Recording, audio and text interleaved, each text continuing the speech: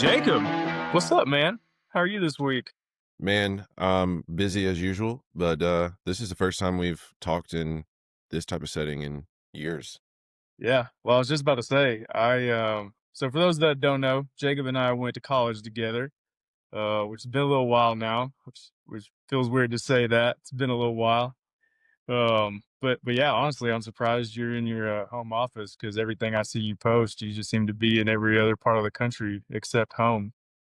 Yeah, well, it's about to start. I'm headed to Vegas this weekend, and then that kind of starts the what the next 2 months of my life look like, which is mostly trade shows and conferences. So Yeah. yeah, I'm glad to be home for a little while. It's also part of it is we've got a bigger team than I had this time last year, so I'm gonna be doing significantly less this year than I have in the past from the running around the countryside. So Yeah. Dude, it's awesome. So Jacob is the co-founder of Pickleball Pop-Ups, which we're going to talk about. And with this Books4Guys podcast, a lot of what we're doing, it's not just author focused. We're trying to make reading, the cool thing to do among men and young men specifically, and want to have people like yourself on, Jacob, who are doing really cool things in the world. And we of course we have authors on here, but we're having business leaders, business owners, athletes, gym owners, people who value reading and who talk about the importance of it. Me and you had some couple conversations around it a few weeks ago about just how important books have been to you. Um, but just wanted to talk with you just because of, again, you're in a space that's, dude, it's taken off. If you'd asked me 10 years ago if Jacob was going to be the co-founder of a pickleball pop-up for major, corporate events and functions across the country, I probably would have been like, no, I don't, yeah, I would have said the same thing. I would have said the same thing. I didn't even know. I mean, it, the game wasn't even on my radar 10 years ago. There wasn't much on the radar 10 years ago. And my senior year in college was really just like, I got to get out of here. Like, what am yeah, I doing? I don't even know what to do next. And yeah, But that's where a lot of the books really started becoming important to me because I was kind of stuck. I felt like I wasn't really equipped from the college side to go and do anything productive in the workplace. And I mean, we had some classes together later in both of our tenures at A State, but I was just like, you know, there's like nothing out here for me that lights me up other than the stuff that I'm interested in, and it's not just easy to snap your fingers and find a job. So, doing exactly what you love when you're 21 years old, and so I kind of just I got stuck, and that turned into some bad habits. And the only thing, one of the only things that really brought me out of that was like finding something better to do with my time, which was turned out to be reading. And reading, I equate reading a lot to, like, running, honestly, because like, when I was growing up and playing sports, and you can resonate with this too, like, running was, like, misery, like, punishment, like, you don't wanna be running, but then, like, you translate that to school and stuff when you're mostly memorizing stuff or getting assigned books to read that you didn't pick, like, it's the same thing, it's like, I'm a good reader, I can, read fast, and can get through books quickly, like, sure, they're good, but, like, if it's assigned, like, if you're telling me to do it, I'm not gonna do it. Or I don't wanna do it, or there's a bad perception. So, both reading and running started happening for me at the same time, and I was able to figure out a way to, appreciate it. Not appreciate's the wrong word, like, enjoy it, right? Like, running was just like one day in my head, I don't even know, it's the craziest thing, I was like, "What if you just run slow?" And I was like, "Huh, that's an interesting thought." And just run as fast, you just wanna get it done. yeah, And so I slowed my pace down tremendously, and then I started enjoying the run, and I was like, "Oh, wow, I can run 4 and 5 miles without stopping because I'm yeah, not sprinting." yeah, And so the reading was the same thing. I was like, I'll like, when I wake up, if I'm stressed because of work stuff or life stuff, like, I could just open up a book, kinda get lost in that, whether that be a story or, like, around future goals that I could, like, be visualizing, like, it just kinda that was the stuff that I could start going back to and keeping me sane, and so yeah, man, books, I mean, and it kinda hit me like, boom. It was like one day I woke up really early in the morning and was just started reading this book, and then I was like, I couldn't wait to go in the bathroom at work so I could read it Yeah. more, right? Like, on my phone. I wanna do this again tomorrow morning. Dude, it's Yeah, funny you brought up running because that was similar to me too. That's a great, like, kind of analogy with reading. I did the same thing, like, I hated running. Like, I would much rather do sprints than long distance running any day of the week. But actually during COVID, it wasn't even, like, because of COVID, it was actually to start that year, my goal was to see how many miles I could run, and I got to where, like, I enjoyed going off on my own and just listening to a podcast or music, and I'd be like, "Dang, I ran 6 miles. Man, I ran 8 miles. Dude, I ran 10 miles," like, and then now it's pretty easy for me to go for a 3 or 4 mile run, which I'd have never done before that. But same thing with reading, and you hit the nail on the head. That's exactly why I started Books for Guys is because kinda like we both were the same way. We didn't really start enjoying reading until post-college, and we are kind of on our own looking for something more productive to do. But then as I was kind of peeling back the layers, I was like, "Dude, some of these books I'm reading, I wish I would have read at like 18, 19, 20. Probably could have made more money by now, could have learned some life lessons that would have helped me by now, could have applied some of this stuff, to my life." And then that's really where Books for Guys came in, where it was just like, okay, how can I get young men books that they actually are interested in reading? Because that's when you're the curiosity and the snowball effect happens where you're like, hey, I actually liked this. I learned something from it. I'm gonna read another one. I'm gonna read another one. And now you have this plan, kind of like running. I'm gonna keep doing it. I'm gonna keep doing it. And so this just every a lot of people I talk to, it's the same thing over and over. You're told what to read, you're told what to read, you hate reading because you're told what to read. And then you learn to like it and you're like, dang, well, if I could have just read what I wanted to read, I probably would have read yep. a lot more.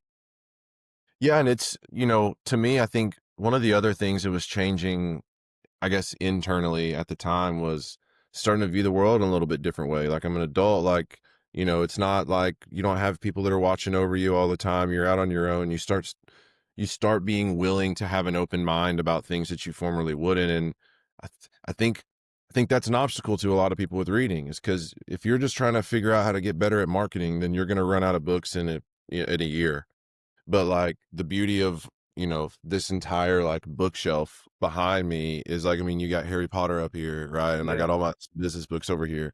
But, like, I've learned so many different perspectives about so many different things that if I wouldn't have just if I would had a hard head and didn't care, I would have never, Yeah. exposed myself to that stuff. And so, you know, even Isn't from that a incredible? Like thinking it back is.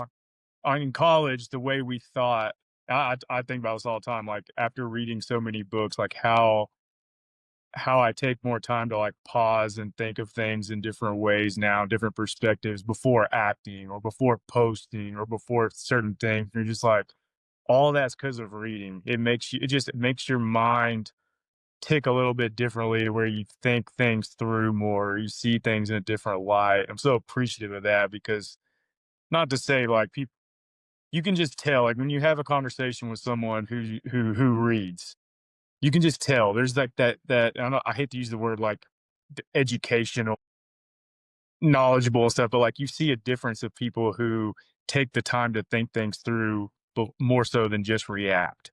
And it's just you see the difference there, and it's an important difference that more people need to kind of realize. I think, and just how important reading can kind of help you think through things a little bit in a more productive way. I guess is a great way to say it.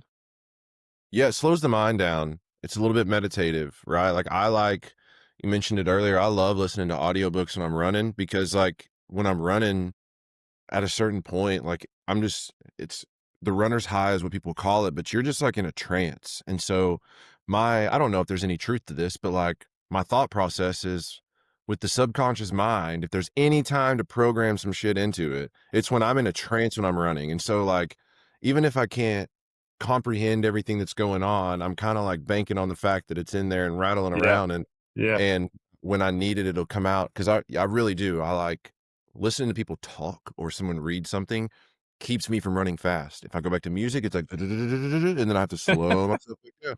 And yeah. so, and that's weird, but it's, I listened to my first half marathon I ever ran. The entire time I was running, I was listening to Obama's, Promised Land book, right? Like, and it's dude. like 20 hours. And so Yeah, it was just like his voice, like in my ears for like 20 miles. And I'm not getting political with that. I'm just saying, like, it was interesting. Um, it's interesting just like being in this yeah, zone and yeah. having Well, it goes back, dude. It goes to, back to the kind of your previous comment about like opening your mind. That's something that I did as I started reading. And again, we're not going political with this, but like reading people who you may think one way about because you see certain things. Dude, I started reading their books to formulate my own opinion, and I was just like, and Joe Rogan, obviously his podcast is great because like they talk forever and you actually get like a full story from someone instead of just clips. But I started reading books from just all kinds of different perspectives. And I'll say, like, when I read Obama's book, it changed the way I thought about it. I was like, dude, this guy's a baller in a lot of different ways. yeah, Like his story, but people. Like I love reading about people because if you watch clips or the like they can be portrayed a certain way, but when you read a book, dude, 9 times out of 10, most of us are kind of on the same level of thinking and we have similar ideas and we actually our beliefs are a lot more aligned than they yes. aren't. Um and his was just one of the books I use as an example of just like, man, I'm glad I read that book. And I've read other books on different people and you Of just like course, it's the same you across the spectrum for the yeah, most like, I part. could sit there and I'm like, some people make it seem like you could never hang out with somebody, and then you read their book and you're like, "Dude, actually, I'd love to sit and talk with them for a while, like, this is great." But, again, books, you kinda just open your mind up a little bit to that stuff. Dude, it's funny you say about running too, because I'm trying to get on the audiobook train because I'll talk to people like you and they'll be like, "Dude, I read 50 books this year." I'm like, "How'd you read 50 books?" Audiobooks.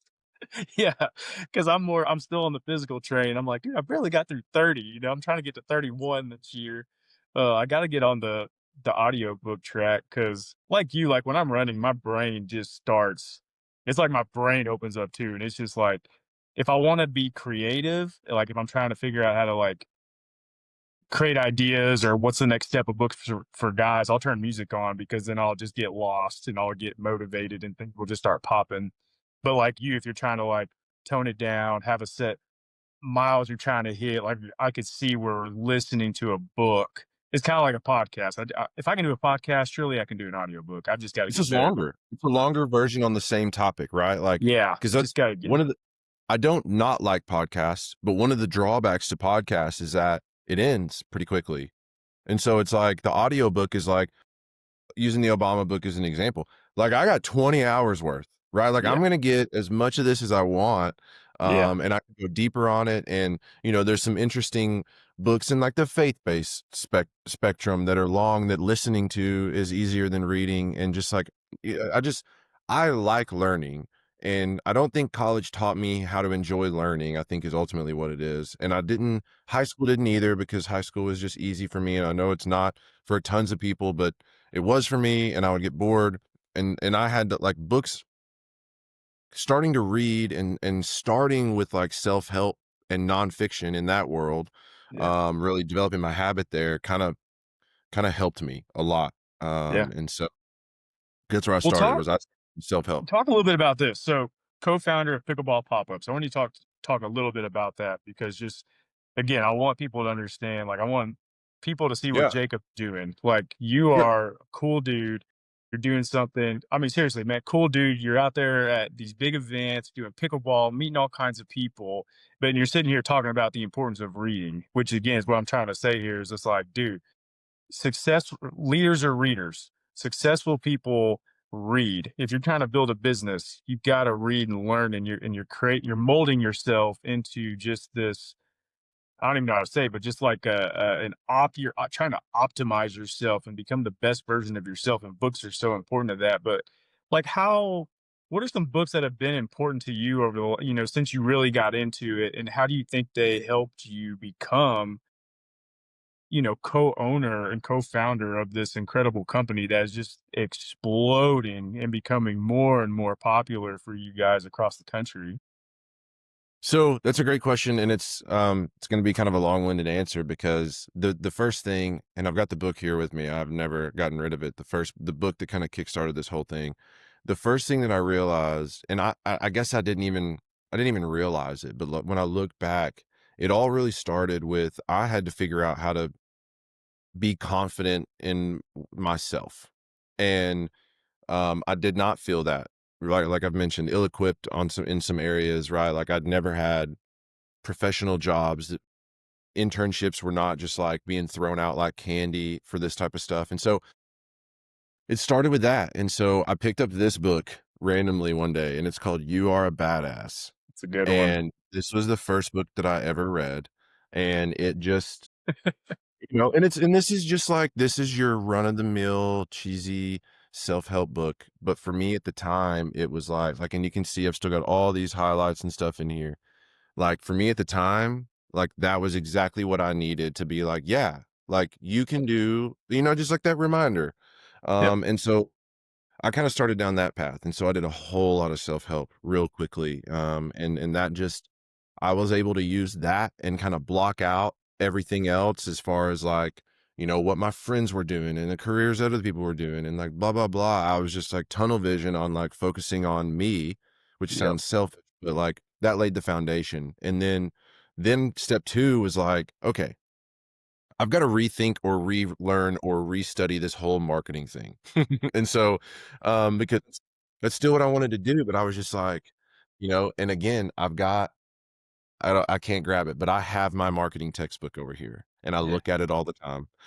Because, and I look at all these other books over here that I have that are marketing books, and I learned so much more practical stuff from that prepared me and helped me just start down the right path, um, in marketing, in business. And so that was kind of my next step was like, I'm going to have to go give myself, you know, an MBA, if you will. And so I started just looking for recommendations online, which I'm sure tons of people that listen to this are like, yeah, they started like just searching for best business books, best marketing books, blah, blah, Yep. blah. And that kind of led to, which I'm sure it has with you, like you read the book, you agree with a lot of the stuff, it helps you, and then you connect somehow further with the author. A lot of them have digital platforms. They do courses, they do conferences, they stuff like that. And so that kind of launched me into the digital marketing world through like the ClickFunnels stuff, like Russell Brunson's Yeah. expertsecrets.com secrets. That was like I was coming out of college and into real world like right as he was really launching that stuff. And so Yeah. I didn't get like I wasn't like all the way in that kind of culture, but like we were using a lot of those principles make a ton of sense and we were able to help people make a lot of money. Yeah. Um, And so that kinda got me started in digital marketing, but then I wasn't in a marketing job at this point still, I'm right, like, I'm just doing outside sales, and so I started reading sales books, right? If I can get better at this, then I can move into a different position, like, how do the Gittimers and the sales gravy guy, Jeb Blunt, like, what do these guys Yep. say about sales? What am I doing differently? What is there and what I do a lot is, especially in the nonfiction world, is I'm looking for patterns, right? So like I can skim a few of these books because I've read so many now, and I'm looking for things that fall into like, okay, yeah, this is how prospecting goes. There's nothing really different we're talking about here, but maybe their sales call technique is a little different. Like, so that's what I started doing is I'm flying through stuff, just like trying to consume as much as possible, Yep. get myself out of the situation, right? Like, one big deal, check, I can quit, like Yeah. that was one check in your mind, baby. Um, Through that process, I changed jobs a few times, a couple sales jobs, ended up in a bank. And so then that threw like a different curveball from like the leadership perspective at me. So then I started doing the same thing because I was butting heads with some employees and I was like older than some of them. And it was like awkward to an Yeah. extent. So I was navigating, right? Like similar to fraternity days, I'm navigating a bunch of like 21-year-old buttheads all day long. How do we politic the relationships everywhere?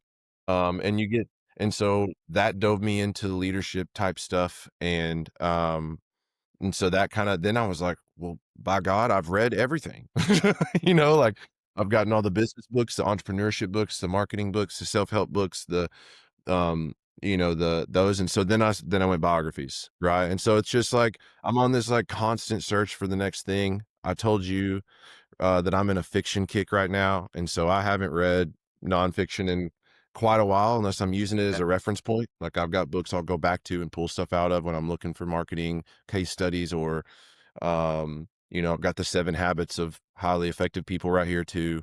And so just like stuff like that always has stuff that I can reference. But I'm in a fiction mode right now for the last 6 months, 7 months. Yeah. So Yeah. and it's getting me creative in different areas. Honestly, like you never I was about to realize how say, much. dude, it's good. Fiction is good to read. I do the same thing. Like after I read 3 or 4 like personal development or business or biographies, I try to throw in a good fiction book. Jack Carr books were great for me.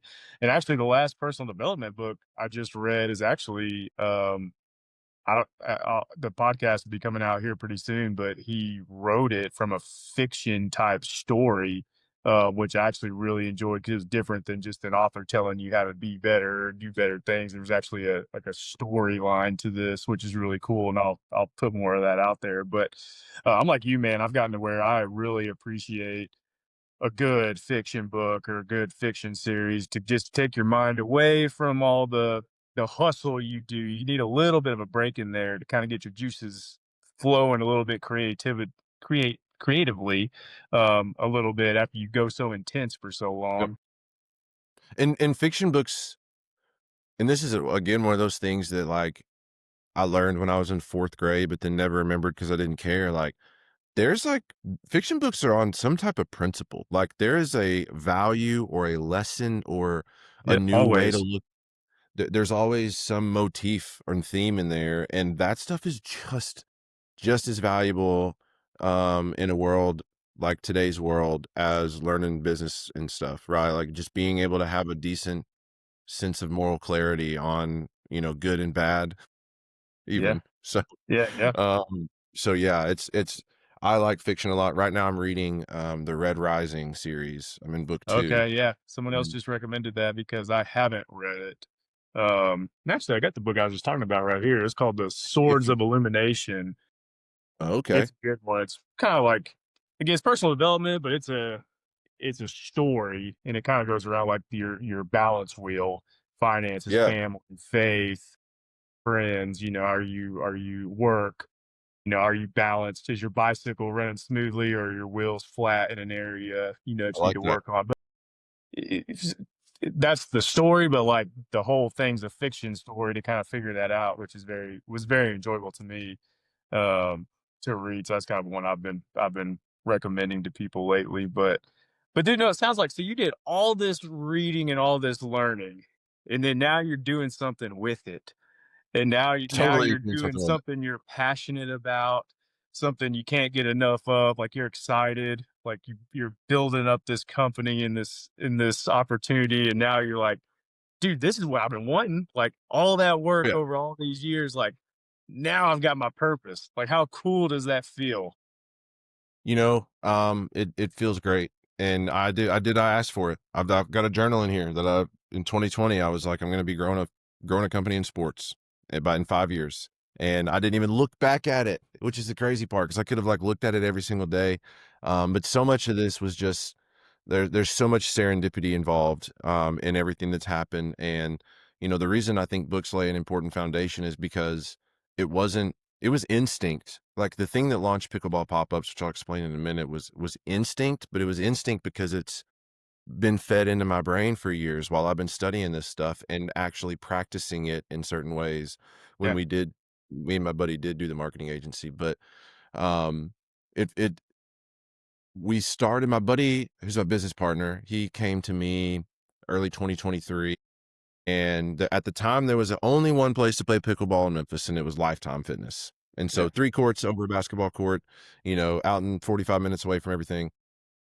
And, you have to have a membership to play.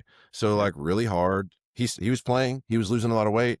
He was, like, enjoying exercise. So, I'm gonna circle all this back to pickleball and yeah, and back to reading about enjoying it because it's opened up an enjoyable form of exercise for millions of people who otherwise hate it.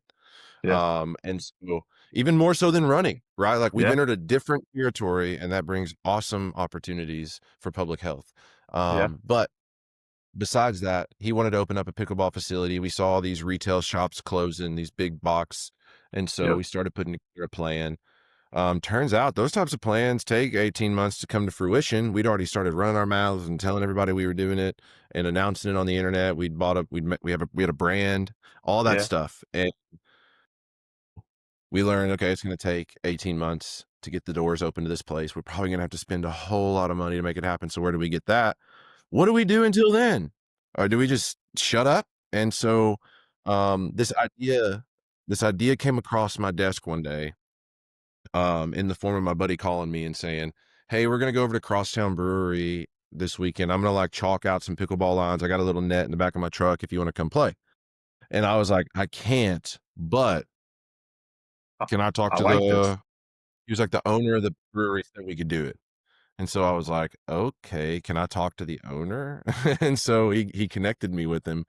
And so I was just like, "Hey, I I know Travis is bringing out like his own little thing, but I want to do like a full blown pickleball party at in your parking lot. If you give me Yeah. the parking lot on Saturday, I will bring it. I'm not going to charge you. We just want to do this and see if it works." I hadn't even told my business partner yet what I Yeah. was thinking. And he said yes. He was like, "Sure." He was like, "I don't even know what that really means, like, but if you're going to bring a ton of people, then let's do it." And Yeah. so after that, I called 3 other breweries and talked to them. And they all said yes. So it was like, boom, I've got 4 people that said yes to this pickleball party that I came up with an hour and a half ago. Yeah. Um, and it was easy to be like, okay, now we're gonna do all 4 and we're gonna tie it all together and call it like a series thing. Anyway, within 3 hours, we had purchased some portable pickleball courts. I called my business partner. He was in California with his kids at the time, and it just so happened that his son was sick that day, and so they were just in the hotel room. I called Yeah. him. We talked about it. We bought some courts. And that is what became Pickleball Pop-Ups. We had no intention. It was all marketing for Pickleball 901, which is our facility in Memphis. We were like, if we throw these parties around town, we will build a ginormous email list and contact database of pickleball players and wannabe pickleball players so that when we open our doors, it's going to be They'll very be there. easy to market. We've already built the brand, all that stuff. That was the whole plan. 2 events in, someone kind of we're at this time, we're meeting with a bunch of people around town, maybe to try to raise some money to go build this, thing and make it happen. And one guy was like, "Hey, have you considered like the event thing as the business instead of the facility thing as the business?" Yeah. And so that conversation, we went back and started doing financial modeling for a different type of company, which is more like equipment rentals, which is Hmm. essentially what we are. Um, Equipment rentals with staffing and installation. And so um, that looked way better and was going to cost way less to get started, right? Like you could start it with essentially 2 or 3 courts and then just grow as you needed to. And so we kind of started leveraging some of our existing B2B marketing and sales networks and got some people interested and got us into the corporate world instead of the backyard world. Yeah. And we got shot at a trade show, and that was like the first we Beale Street paid us, and so we got to do Beale Street. We put 6 courts down the middle of Beale Street and threw this Yeah. gigantic party up day long. Like, I remember The pictures barely were awesome. It was putting cool all the looking. courts back together. There was a Grizzlies game going on, and I'm out on my hands and knees on Beale Street ripping these things back up. Everything's kinda hazy, because it was a fun day, Yeah. and but it was like, yeah, this is like dream come true for the guy who loves Memphis and, there's just Yeah. never thought possible. Yeah. It's never gonna happen again. Pickleball and Beale Street will never happen again unless they pay us, and so that might be a cool thing that we always own forever. But so Yeah. that kinda took us to the corporate level, and then we did a couple corporate events, and then we did like a trade show, and then things go well and your stuff shows up on time, everybody's friendly, it goes really well with the attendees and they start telling people. Yeah. And then we stood up a website on Google called Pickleball Pop-Ups. Our gamble was and this is marketing instinct, call it what it is. We picked the name because we thought that's what people would go to Google and search for directly, Yeah. and that worked.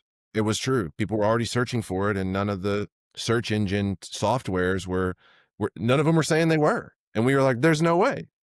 And so we took that gamble and it worked. And so and that's been the last 18 months is kind of reacting like crazy to a bunch of inbound demand that comes to us and referrals and building that. And now um we've got some pretty exciting stuff on the radar that I've got to keep kind of low right now. But over the next 5 to 6 months, we should be able to talk more about that. It's just kind of we're gonna be able to take both sides of this thing to the next level from our Yeah. indoor facility that finally opened. We own that now and operate that, and it's 2 years later.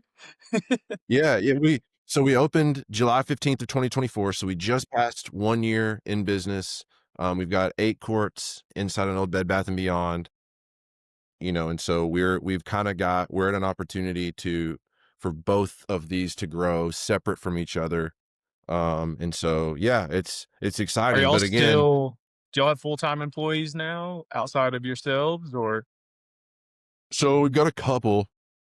We've got our general manager at the club who's full time at the facility, and then we've got our my operations manager, Sean, who I mean, we're a logistics company. So his job, he was working at International Paper in logistics, and we hired him. He took the risk on me and us to leave his full time job and come jump in with us. And yeah, so he handles all of that. So he's kickoff calls with the clients, getting the shipping information, making sure crates are packed, showing up at the event. Like he's running yeah, that right now. And so we've got 2 and then just tons of part-time employees. yeah. I was about to say, how many people does it take to work an event at a big corporate function?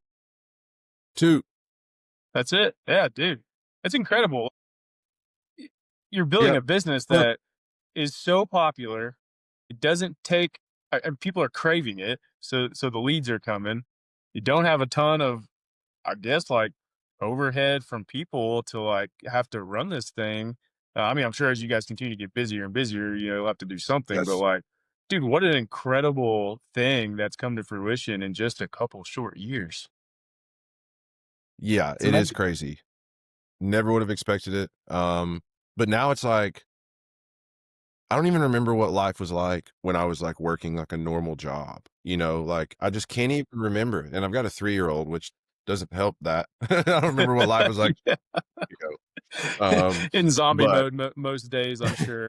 yeah, yeah, and so, I mean, but yeah, it's a whole lot of fun, and that's probably the most important part is, you know, when we get to show up, like, everybody's happy. I was talking to somebody else about this last week, like, no one's ever coming to the pickleball court at the event mad, right? Like, they're not leaving mad. Like, it only gets better. They come happy, Yeah. and then it only gets better, and then they leave happier, and then, for us, for employee morale, for people being willing to work part-time and continue to come back and wanna do more events with us, like, all that's important. Having a fun job, is something that we super believe in, and I mean, look, I'm living, breathing evidence that you can, like, create what you think is the most funnest job, the funnest, if that's even a word, job in the world for yourself, even if by accident, and so I think it it's is been actually an official word as of, like, the last year. I think Webster put good, funnest as an actual dictionary approved word, so you're good there. good, good. You Yeah. can thank all of us in the South for that one. Yeah, that's right. Literally, probably. Uh, but no, dude. Well, Jacob, man, you're doing incredibly cool things with pickleball pop-ups. Like, and obviously, we'll have you kind of tell people like where to find you at because like I follow you on LinkedIn primarily, just like the post of where you're at in Vegas or Florida or wherever where you're doing events at. It just looks like you said, everyone's having the most fun. It's not your normal like work get together where you just go to a bar or you do something no offense to axe throwing but you do that for 2 seconds and you're like okay that was great like pickleball you're interactive you're communicating you're playing you're having fun and like again like the demand for it is just split my wife's like hey we need to join a team here like we're in Nashville she's like we need to get like more involved with pickleball I'm like yeah we should we would love it it's You would something love we it, would and it's so simple. yeah yeah, yeah. And we're competitive, we're fun, we like to be active, like you said, like, it's just a different way than going to the gym or something. It's just fun to get out there and be around people and do something to move around. Dude, I can't wait to see, like, over these next 12, 18 months, 2 years, like, what all you guys do because it just seems like you guys are just doing more and more and more cool things. And, dude, it's just I mean, for me personally, I love seeing my friends do awesome things. So, like, following you and just being like, "Dude, Jacob's crushing it." Like, it's just motivating to me to continue to wanna do cool things too. I'm like, "Hey, yeah, man, this is great. Motivation. I love this." Well, I mean, I felt the same way, man, because like before we started pickleball, I mean, I was just trucking along trying to figure stuff out, and I was looking at Yeah. you the same way. I was like, he's out there, Mr. Recruiter, and he's building an awesome career in a way. Like I got to see so many people that you and I both know in Little Rock Yeah. this past weekend, and it just Yeah. like I know we're still recording, but it was like very sentimental. Like I want to spend, and you're the same, right? I want to spend more time with you in the next 10 years or in the next Yeah. 12 months than we have in the past 10 years. Yep. And Exactly. so, yeah, man, it's great. And I appreciate, the support behind it. Cause Yeah. it is difficult, right? Like at the end of the day, it's fun, but it's hard. You know, I got a bunch of people that rely on us to continue growing this thing. And, that's a heavy task sometimes, but it's worth it, and it's still fun to be able to wake up and, um, be your own boss, I guess, even though I've got tons of other bosses. Yeah. So, Yeah.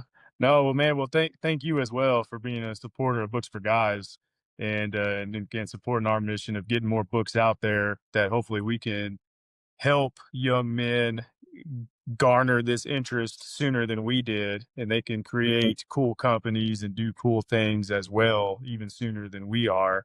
And so hopefully we'll be able to have an impact, and dude, your support means more than you know. Thank you so much. But man, thank you for just talking about your story, just like the importance of reading and how all of that led to where you're at now. Because again, that's kind of the message we're sharing. It's just like, man, these books can lead you to some really cool places and some things you don't even plan for or expect. But if you continue to learn and just open your mind up and just take in some different things, like the sky's the limit, man. There's so many cool things you can accomplish with knowledge and what you learn and what you know. And so, man, I just thank you for coming and talking about that, because that's the message we're trying to share. and look, I think a lot of people I'll say one more thing. It can get stressful. Like, one of the most stressful things when you're a reader is like, I got 7 books I wanna read, which one do I wanna read next? One of the things that helped me, and it was kind of an idea that I love, is that you're n there's it's impossible for you to read all the books that exist. Yeah. And so, like, I have to think about that when I'm like, because sometimes for me, I'll be like, I got 7 books to read. I don't know which one to read, so I don't read anything for 2 weeks. You know what I'm Yeah. saying? And so it's Yeah. like the constant staying in motion. Don't be afraid to put down a book you don't like. Like, Yep. don't think that you've got to read the preface to the epilogue for it to count, or that it can't be an audiobook to count. Like, I know probably what you've thought in your head before and what people, other people think, but like, just the it's the journey, not the destination kind of thing, right? Like, if always reading something every single morning that I enjoy, even a little bit, it calibrates my day and gets me started on a slow, not slow, but just like solid ground, as opposed Yeah. to just like, oh shit, I'm up. What do I got to do now? I got to do this, and we got to do that, and then I got emails coming at me already, and I've got to work out too. And so it's just like I like to even keel myself to start the day because, Yep. and some people do that with meditation. Some people do that with prayer or running or whatever. Reading with some coffee in the morning is how I go right to where Yep. I need to be. Yep. Yeah. Do what works for you, and just do it. Just do it, dude. Make it enjoyable. Don't, yeah, like you said, man, don't make it stressful. Have to. That coffee in the morning with one page even is just like a great start to the day if you can get that in. And so, but dude, well, Jacob, man, thank you again. Keep doing what you're doing. We're here to support you as well. We'll put the link to Pickleball Pop-Ups in the podcast. I know there's a lot of business leaders that listen to this, and people who are a part of corporate America that may have some big events coming up that may be interested in doing something a little different. Pickleball pop-ups would obviously be perfect for that. As even my company, I'll be recommending you, because I think that would be something fun that we could do at a big event. And so, but dude, thanks again, Jacob. Man, we appreciate it. Can't wait to see what all you do. Thanks for having me, man.